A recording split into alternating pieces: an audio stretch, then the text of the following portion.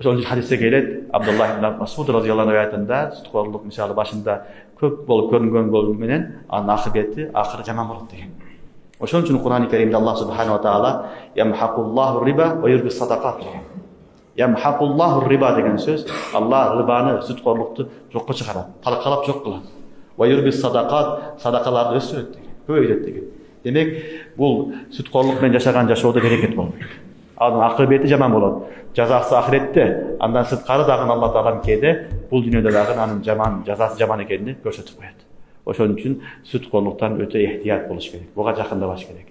Мысан карыз мамиле кыл, карзыңды ада кыл, карзыңды берсең бер, бирок бирөө менен не кылба, пайызга үстүгө акча берип иштебе, алба, алган бербе, ага жакындама. Өзүңөргө да айткыла, туугандарыңарга айткыла, баарына айткыла, бул өтө чоң күнөө. Кур'ан-ы Каримде Аллах субханаху ва таала эгер бул күнөөнү токтотпосоңор, анда мен жана пайгамбар силерге согуш жарыялайт деген аят бар. Фa'зану бихарби миналлахи ва расулихи. Өтө жаман аят бул. Кур'ан-ы Каримде чоң күнөөлөргө айтылган сөздөр бар, оор сөздөр, өтө оор. Бирөөсү адам өлтүргөнгө айтылган сөз. Ошондой эле оор жаза ушу сүткөрлүк айтылган. Ошон үчүн буну мындай жеңил маселе боло берет дегендей кылбаш керек. Бул болбойт. Бул харам, буну алыс болуш керек.